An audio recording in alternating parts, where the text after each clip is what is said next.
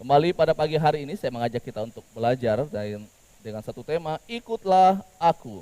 Mari baca firman Tuhan di dalam Matius pasal yang ke-9 ayat yang ke-9 sampai ayat yang ke-13. Mari kita membuka bagian firman Tuhan ini bersama-sama. Matius pasal 9 ayat 9 sampai ayat yang ke-13. Kalau Bapak Ibu sudah menemukan bagian firman Tuhan ini, kita akan membacanya bergantian. Ayat yang ke-9 akan dibacakan oleh kaum pria, sedangkan ayat yang ke-10 akan dibaca oleh kaum wanita. Ayat 9 bersama-sama kaum pria, 1, 2, 3. Setelah Yesus pergi dari situ, ia melihat seorang yang bernama Matius duduk di rumah cukai. Lalu ia berkata kepadanya, ikutlah aku. Kemudian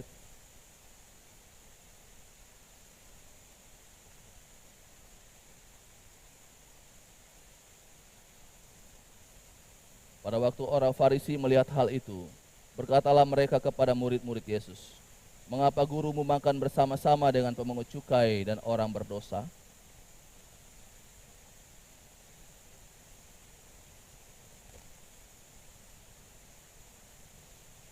Pergilah dan pelajarilah arti firman ini. Yang kukehendaki ialah belas kasihan dan bukan persembahan. Karena aku datang bukan untuk memanggil orang benar, melainkan orang berdosa. Bapak Ibu, Saudara, pada pagi hari ini kita akan memperhatikan tentang panggilan Yesus kepada seorang yang bernama Matius. Minggu lalu kita sudah melihat beberapa murid yang dipanggil oleh Yesus. Dan hari ini kita akan melihat lagi satu murid yang dipanggil oleh Yesus secara khusus menjadi muridnya. Sekilas info tentang Matius ini, dia dikatakan bahwa seorang yang berprofesi sebagai pemungut cukai. Dan di dalam Injil Markus, jadi ada 3 kitab Injil yang menuliskan tentang cerita ini, Injil Matius, Markus, dan Injil Lukas. Di dalam Injil Markus dan Injil Lukas ada tambahan data di sana. Disebutkan bahwa ia bernama Lewi. Kalau dalam Injil Matius itu namanya Matius. Kemudian dalam Injil Markus dan Injil Lukas namanya adalah Lewi. Dan ada tambahan lagi adalah anak dari Alfeus. Jadi kalau Bapak Ibu membaca Alkitab, baca di Matius itu ada nama Matius, kemudian baca di Lukas dengan di Markus kok ada nama Lewi. Ini adalah orang yang sama, jadi bukan cerita yang berbeda, ini adalah orang yang sama. Nah saudara, kalau kita bicara tentang kata ikutlah aku, tentu banyak alasan orang mengikut Yesus. Ada yang mengikut Yesus karena memang dia lahir dari sejak kecil, ya, ada dalam kekristenan, sehingga dia menyebutkan dirinya adalah pengikut Kristus. Ada orang yang ikut Kristus itu karena hanya ikut-ikutan saja. Tetapi ketika ditanya, kenapa kamu ikut Yesus?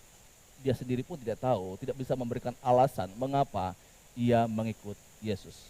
Kemudian ada juga orang mengikut Yesus karena berbagai macam motivasi-motivasi di dalamnya. Dia ikut Yesus karena ingin dilepaskan dari sakit penyakit. Dia mau ikut kepada Yesus, dia setia kepada Tuhan, dia setia beribadah, setia berdoa dengan tujuan supaya ia akan diberkati oleh Tuhan, pekerjaannya diberkati dan lain sebagainya. Dan tentu banyak sekali alasan-alasan orang mengapa ikut Yesus. Nah pada pagi hari ini saya ajak kita untuk melihat bagian firman Tuhan ini, dengan ketika Yesus katakan, ikutlah aku. Apa arti daripada kata ikutlah aku ini? Nah bagian yang pertama Bapak Ibu Saudara, kita melihat bahwa ketika Yesus katakan ikutlah aku, maka ini berarti bahwa Yesus itu mau menjalin satu relasi dengan kita sebagai manusia yang berdosa. Ia ingin membangun satu relasi yang intim dengan kita orang-orang yang berdosa. Ayat 12 dan ayat yang ke-13 kita lihat di sana. Yesus mendengarnya dan berkata, bukan orang sehat yang memerlukan tabib, tetapi orang sakit. Ayat 13. Jadi pergilah dan pelajarilah arti firman ini. Yang kukehendaki ialah belas kasihan dan bukan persembahan. Karena aku datang bukan untuk memanggil orang benar, melainkan orang berdosa. Inilah tujuan. Langsung Yesus menyatakan tujuan ia datang ke dalam dunia ini datang untuk membangun relasi manusia dengan Allah yang telah rusak oleh karena dosa. Maka Yesus datang ingin memperbaiki hubungan, relasi yang rusak itu. Dan ini kita lihat di dalam sepanjang perjalanan pelayanan Tuhan Yesus. Dia tunjukkan bagaimana ia ingin berelasi dengan umat, dengan manusia. Dia pergi berkumpul dengan orang-orang berdosa. Ia makan dengan orang-orang berdosa. Dia berkumpul dengan pemungut cukai, perempuan Samaria, orang-orang yang dianggap orang-orang yang berdosa, orang-orang yang tidak pantas. Untuk itulah Yesus datang dan katakan, ikutlah aku. Yesus datang memanggil orang-orang yang berdosa kembali kepada satu persekutuan yang intim dengan Allah. Ia berkumpul, makan bersama dengan orang berdosa, tetapi menariknya adalah Yesus kemudian tidak berdosa, tidak terpengaruh dengan keadaan-keadaan yang di sekitarnya.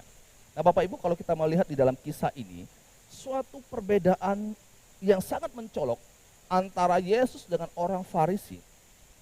Yesus datang untuk membangun relasi dengan orang-orang yang berdosa supaya mereka bertobat dan kembali kepada jalan kebenaran.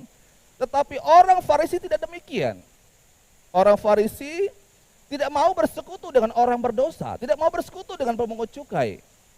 Saya tidak perlu menjelaskan tentang hal ini, dan sudah sering kali dikotbahkan tentang seperti apa, kenapa orang Yahudi benci sama orang pemungut cukai. Nah orang Farisi tidak suka dengan mereka, tidak suka dengan orang berdosa. Ketika Yesus berkumpul, bertemu dengan seorang perempuan Samaria, mereka juga tidak suka dengan itu. Mereka protes. Makanya kalau Bapak Ibu perhatikan di dalam ayat yang ke-11, di sana dikatakan, pada waktu orang Farisi melihat hal itu, Yesus makan bersama-sama dengan pemungut cukai, berkatalah mereka kepada murid-murid Yesus, mengapa gurumu makan bersama-sama dengan pemungut cukai dan orang berdosa? Bapak Ibu lihat di sini. Satu hal yang sangat-sangat kontras yang terjadi. Yesus datang untuk membangun relasi dengan orang berdosa agar mereka dapat bertobat, tetapi orang-orang Farisi tidak mau bersekutu, tidak mau berkumpul. Najis bagi mereka untuk berkumpul dengan orang-orang seperti pemungut cukai ini. Bapak Ibu Saudara, ini poin penting dari kata ikutlah aku ini. Yesus ingin membangun relasi dengan manusia. Yesus datang untuk memperbaiki hubungan yang telah rusak karena dosa. Orang Farisi gagal memahami tujuan Allah. Orang Farisi gagal memahami maksud Allah. Sehingga mereka memberikan kritik kepada Yesus pada waktu itu. Orang Farisi cukup nyaman dengan kondisi mereka, dengan keadaan mereka. Orang Farisi cukup nyaman dengan kelompok mereka. Mereka tidak mau membaur dengan kelompok yang lain. Karena mereka merasa bahwa mereka adalah orang yang benar.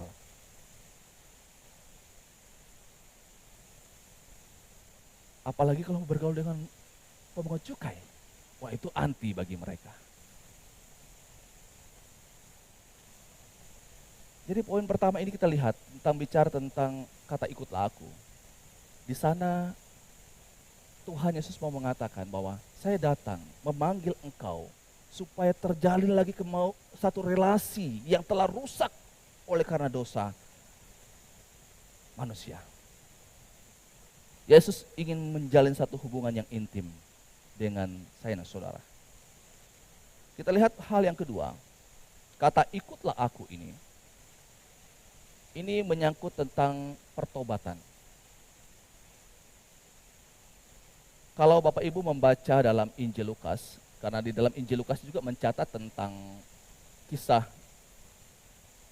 panggilan Matius ini, Lukas pasal 5 ayat yang ke-8. Mari kita lihat di sana. Lukas pasal 5 ayat yang ke-8.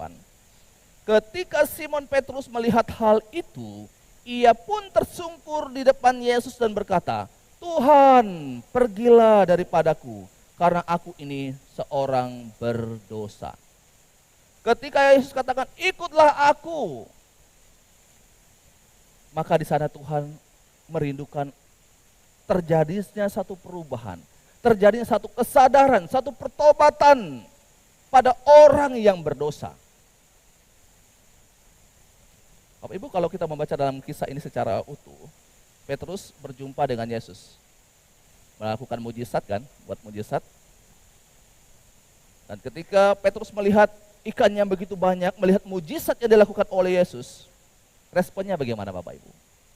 Ia katakan bahwa pergilah daripadaku. Petrus ketika melihat mujizat yang dilakukan oleh Tuhan, berjumpa dengan Yesus, maka dia menyuruh Tuhan untuk pergi daripadanya. Saudara, di sini Petrus mau mengatakan begini, aku tidak layak, aku tidak pantas berhadapan dengan engkau ya Yesus, anak Allah itu. Ikutlah aku. Di sini berbicara tentang pertobatan, satu kesadaran diri tentang bahwa kita ini adalah orang berdosa. Jadi Bapak Ibu, ini titik awal seseorang untuk ikut Yesus.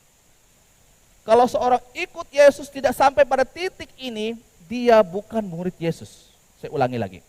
Kalau seorang tidak menyadari bahwa dia adalah orang yang berdosa, dia bukan seorang murid Yesus. Karena ini adalah titik seorang berangkat untuk sampai kepada yang tingkat kedewasaan rohani. Kita harus sampai pada satu titik bahwa saya ini adalah orang berdosa. Orang yang hanya berharap kepada anugerah Allah saja.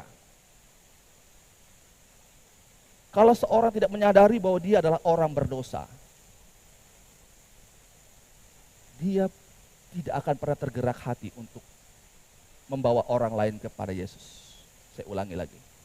Kalau seorang tidak menyadari bahwa dia adalah orang berdosa yang hanya mendapatkan anugerah Tuhan, jangan pernah berpikir bahwa dia akan membawa orang kepada Yesus. Jangan pernah berpikir bahwa dia akan punya kerinduan untuk datang membawa orang-orang berdosa, orang-orang yang belum diselamatkan kepada Kristus. Karena dia sendiri tidak punya kesadaran bahwa dia adalah orang berdosa. Ini perlu kita renungkan pagi hari ini. Ketika Matius dipanggil oleh Yesus, apa yang ia lakukan? Dia belum belajar metode penginjilan waktu itu. Yang dilakukan apa? Dia mengundang teman-temannya, bukan? Dia undang teman-temannya, mereka adakan pesta. Ya, mungkin ini adalah pesta perpisahan dengan teman-temannya, karena dia akan mengikut Yesus menjadi muridnya. Tetapi Bapak Ibu, di sisi lain, ini adalah usaha dari seorang Matius untuk memperkenalkan teman-temannya kepada Yesus. Ini upaya yang dia lakukan. Dia belum banyak mengerti tentang kebenaran, tentang Yesus siapa. Tapi satu upaya yang kelihatan sederhana, dia mengajak teman-temannya kumpul, ayo kita makan, tetapi dia undang Yesus. Dan pasti di sana Yesus menyampaikan kebenaran kepada orang-orang berdosa yang hadir pada waktu itu. Saudara, seorang yang sudah menerima belas kasihan dari Allah, ia pasti akan memiliki kerinduan untuk membawa orang lain kepada Yesus. Yesus memanggil kita untuk mengikutinya. Ia ingin kita sampai pada titik bahwa kita harus sadar bahwa kita ini adalah orang yang berdosa, yang telah memperoleh anugerah daripada Allah. Coba Bapak Ibu pikirkan hari ini. Ketika engkau telah mendapatkan anugerah Allah, coba pikirkan apa hal sederhana yang kau akan bisa lakukan untuk bisa menuntun orang lain kepada Yesus. Apa upaya yang Anda bisa lakukan agar orang itu bisa mengenal Kristus? Yang dilakukan oleh Matius, dia buat satu acara, dia undang Yesus. Tentu kita tidak semuanya dengan cara seperti ini. Nanti buat pesta, undang semua orang satu rumah, satu kompleks. Boleh juga kalau Bapak Ibu punya banyak anggaran untuk itu. Tapi banyak cara lain maksudnya. Banyak cara lain yang bisa dilakukan. Intinya di sini adalah ada satu upaya dalam diri kita, satu kerinduan dalam diri kita. Karena kita sendiri pun juga sudah sadar, oh saya ini adalah orang yang berdosa. Saya tidak mau hidup dalam kebinasaan. Saya tidak mau hidup dalam keterikatan kuasa dosa. Saya juga akan melihat orang-orang lain juga tidak, kita juga tidak akan tega melihat orang-orang lain juga akan mengalami kondisi-kondisi yang terpuruk karena mereka jauh daripada Tuhan. Mereka tidak mengenal Tuhan. Maka kita akan memikirkan apa yang harus kita lakukan. Ada strategi yang harus kita lakukan agar orang dapat mengenal Kristus. Jadi ini mematahkan argumentasi orang-orang yang mengatakan, oh Pak saya belum siap, saya belum banyak belajar firman Tuhan dan lain sebagainya. Itu bukan alasan. Karena kalau kita melihat murid-murid Yesus, orang yang dipanggil ini mereka belum terlatih. Nanti dalam perjalanannya mereka akan lihat Yesus melakukan pelayanan. Tapi ini baru Bapak Ibu, baru dalam pemanggilannya. Tapi kita lihat, ini bermula dari kesadaran dirinya adalah orang yang berdosa. Tidak dimulai dengan satu metode. Metode itu adalah satu cara upaya untuk menolong kita melakukan pemberitaan Injil. Tapi tidak boleh mulai dari situ.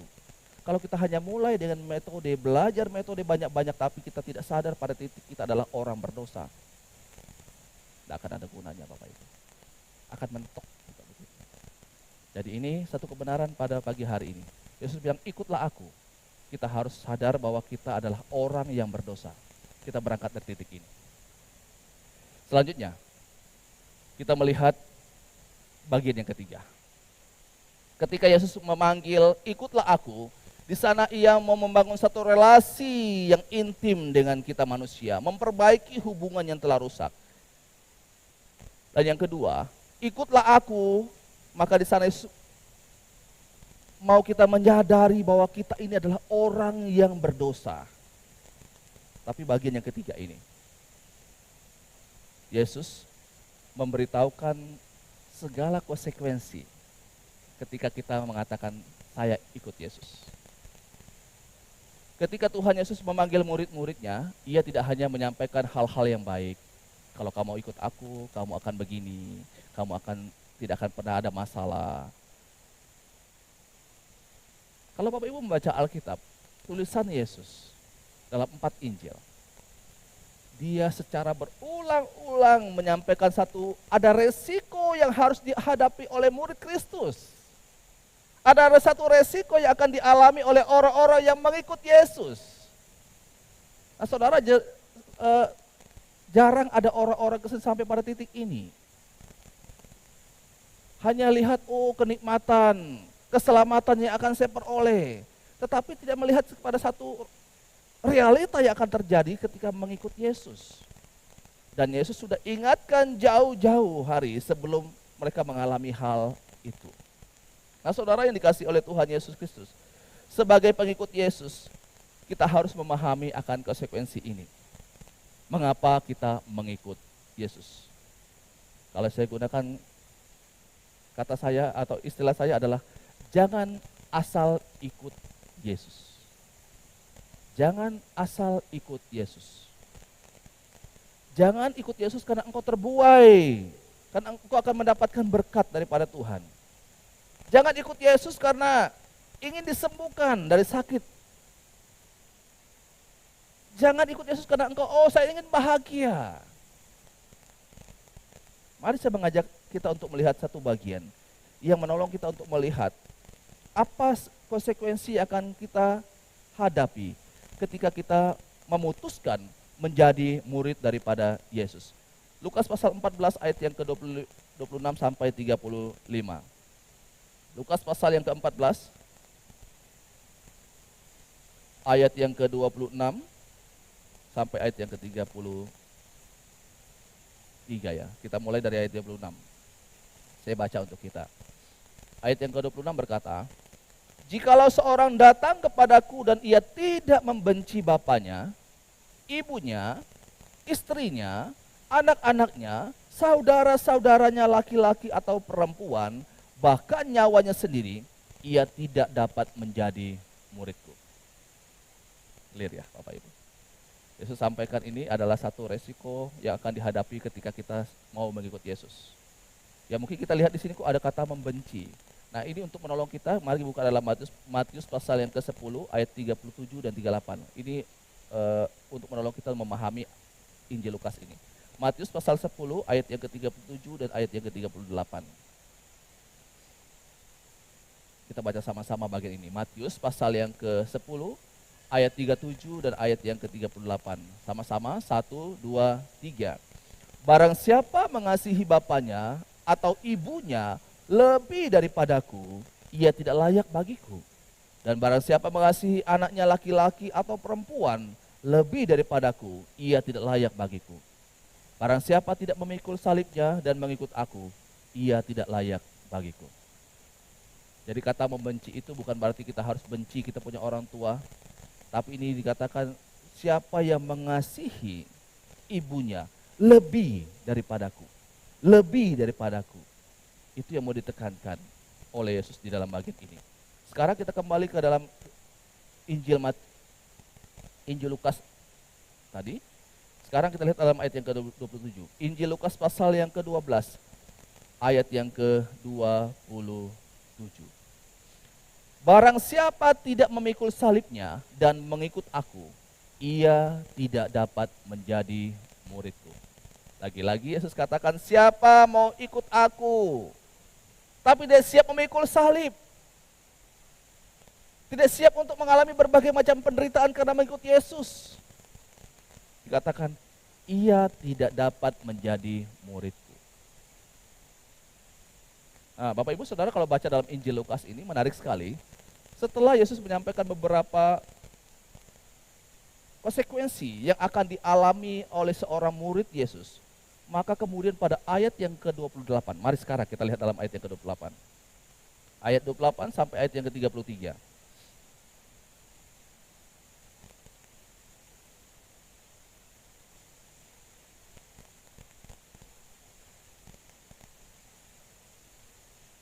Ayat 28. Di sana dikatakan seorang yang mau mendirikan sebuah menara. Jadi ada dua ilustrasi ya. Ada dua ilustrasi yang disebutkan oleh Yesus di sana. Ayat 8. Sebab siapakah di antara kamu yang kalau mau mendirikan sebuah menara tidak duduk dahulu membuat anggaran biayanya, kalau cukup uangnya untuk menyelesaikan pekerjaan itu. 29 lanjut. Supaya jikalau ia sudah meletakkan dasarnya dan tidak dapat menyelesaikannya, jangan-jangan semua orang yang melihatnya mengejek dia. Nah Bapak Ibu Saudara, kita lihat di dalam bagian ini. Seorang yang mau mendirikan sebuah menara, dikatakan harus terlebih dahulu membuat anggaran biayanya, jangan-jangan uangnya tidak cukup untuk menyelesaikan pembangunan tersebut. Kemudian dalam ilustrasi yang kedua yang digunakan oleh Yesus di sini adalah ayat yang ke-30 sampai ayat yang ke-32. Dikatakan di sana seorang raja ya, seorang raja yang mau berperang. Ketika dia mau berperang dia harus memperhatikan kekuatan pasukannya, tapi bukan cuma kekuatan pasukannya, dia juga harus memperhatikan kekuatan dari pasukan lawan. Kalau ternyata ketika dia memperhatikan pasukannya, kekuatannya tidak seberapa dan tidak sebanding dengan lawannya, maka seorang raja ini harus memikirkan jalan damai supaya jangan sampai dia kalah di dalam peperangan.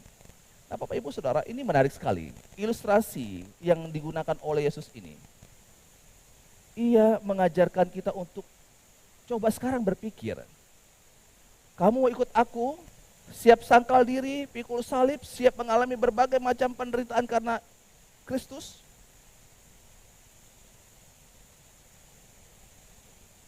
Dan harus dipertimbangkan matang-matang. Yang mau ditekankan dalam dua ilustrasi ini adalah ikut Yesus itu kau harus pikir dengan matang-matang. Pikir baik-baik. Jangan asal ikut.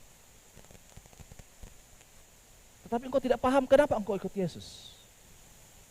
Nah, Bapak Ibu Saudara, saya tidak tahu berapa lama kita telah hidup dan percaya kepada Yesus. Sudah berapa lama kita jadi orang Kristen? Apakah kita pernah memikirkan matang-matang mengapa kita ikut Dia? Mengapa kita ikut Yesus?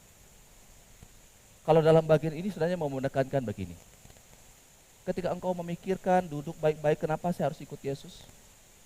Setelah engkau pikir matang-matang, aduh kalau saya ikut Yesus saya akan menderita. Ketika saya ikut Yesus itu saya akan mengalami berbagai macam tantangan dan lain sebagainya. Oke, silakan mundur. Tinggalkan Yesus. Itu mau dikatakan. Jangan maju kalau engkau tidak siap untuk maju.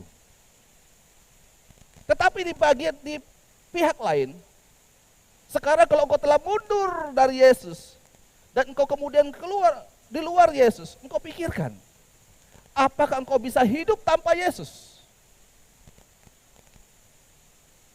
Di sini Yesus sedang memberikan satu pilihan bagi kita. Dua-duanya punya risiko. Ikut Yesus itu ada risiko yang harus kita tanggung. Di luar Yesus itu pun juga ada risikonya. Maka harus dipertimbangkan, dipikirkan matang-matang. Apakah kita sanggup? Dan apakah kita mau ikut Yesus? Dengan berbagai macam konsekuensi yang harus kita tanggung. Kalau tidak sanggup, mundur. Tapi pikirkan lagi, kalau saya di luar Yesus, apakah saya akan sanggup? Jauhlah kita lebih tidak sanggup ketika kita di luar Yesus. Saudara, di akhir khotbah saya pada pagi hari ini, saya berharap kita memikirkan matang-matang. Jangan asal ikut Yesus, ikut Yesus, atau berharap akan berkat-berkat daripada Tuhan saja. Karena Yesus telah memberitahukan berbagai macam konsekuensi yang akan kita tanggung ketika kita ikut Dia. Pikul salib, mengalami berbagai macam penderitaan. Kalau kita ikut Yesus, yang pasti kita akan memperoleh keselamatan daripadanya. Tetapi kalau kita ikut Yesus, ada risikonya adalah kita harus siap sangkal diri. Siap untuk pikul salib. Kita siap untuk mengalami penderitaan. Tetapi di bagian akhirnya, endingnya adalah, kalau kita ikut Yesus, meskipun ada penderitaan, kesulitan, ada satu jaminan hidup yang kekal yang diberikan oleh Yesus kepada kita. Ini dari sisi ikut Yesusnya. Dari sisi ketika kita tidak mengikut Yesus. Kalau kita tidak ikut Yesus, kita akan bebas kan, tidak ada aturan kan. Kita bisa menikmati kenikmatan dunia ini, kita sebebas-bebasnya. Oke, tidak ada masalah kita buat dosa dan lain sebagainya, tidak ada masalah. Kita bisa hidup bebas kalau kita di luar Yesus. Tetapi realita yang kedua adalah kalau kita di luar Yesus, kita bisa bebas, tetapi jangan lupa di sana juga akan ada penderitaan, akan ada kesulitan. Jadi ikut Yesus kita akan mengalami kesulitan, akan hadapi tantangan, akan hadapi penderitaan, tetapi di luar Yesus juga akan ada penderitaan. Dua-duanya akan ada penderitaan. Jadi coba pikirkan, pertimbangkan itu. Dan bagian terakhir, ketika kita hidup di luar Yesus, maka akan ada kebinasaan. Kita akan binasa untuk selama-lamanya. Silakan Bapak Ibu pikirkan ini. Supaya kita mengikut Yesus itu tidak hanya asal. Benar-benar satu kesadaran dalam diri kita, saya ikut Yesus, saya akan memperoleh keselamatan, saya siap menghadapi berbagai macam tantangan dalam hidup ini. Karena ada jaminan keselamatan kekal yang akan diberikan oleh Yesus kepada orang-orang yang percaya kepadanya. Di akhir khotbah saya pada pagi hari ini, saya ingin putar satu video pendek, cuplikan pendek untuk kita. Father, please hear our prayer for the poor. Thank you, Father. Yes. We beseech you for the disenfranchised, the less fortunate, and those that suffer. Show us your will so we can continue to do your work. Yes, Father. Thank you. I come to answer your prayers. Listen carefully to my instruction. Hallelujah. I want you to sell everything you own and immediately begin service to the poor.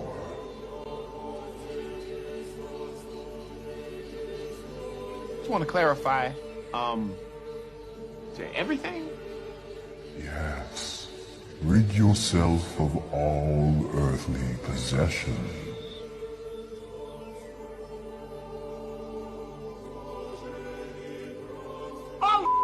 This house is haunted!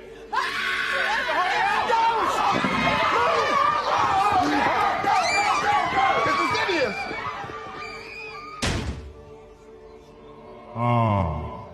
I see what they did there. Intinya adalah mereka itu doa minta Tuhan lepaskan semuanya penderitaan dan kesulitan. Dan di dalam cerita ini Tuhan muncul. Tapi Tuhan minta untuk mereka meninggalkan kenikmatan dunia dan lain sebagainya. Maka tadi bertanya, semuanya? Iya, Tuhan bilang semuanya. Tadi mereka bilang, mereka haleluya, puji Tuhan karena Tuhan berbicara. Tapi ketika diberitahukan tantangan yang akan mereka hadapi untuk meninggalkan kenikmatan dunia, tiba-tiba berubah kan. Mereka bilang itu ada hantu. Padahal tadi di awal mereka bilang Tuhan, tapi tiba-tiba mereka bilang hantu. Seakan-akan mereka hilang ingatan dan hanya mereka lari dari situ. Nah itulah sifat kita manusia Bapak Ibu. Kita pengen untuk minta sesuatu, tetapi ketika Tuhan memberikan sesuatu yang di luar apa yang kita harapkan, penderitaan kesulitan karena ikut Yesus, kadangkala kita merasa bahwa itu sulit. Saya berharap Bapak Ibu Saudara ikut Yesus, sungguh-sungguh ikut Yesus dengan satu kesadaran, saya siap untuk ikut Yesus apapun yang terjadi, dan saya siap untuk menyangkal diri memikul salib, karena akan ada suatu jaminan kekal yang Yesus berikan kepada kita, yaitu keselamatan yang kekal.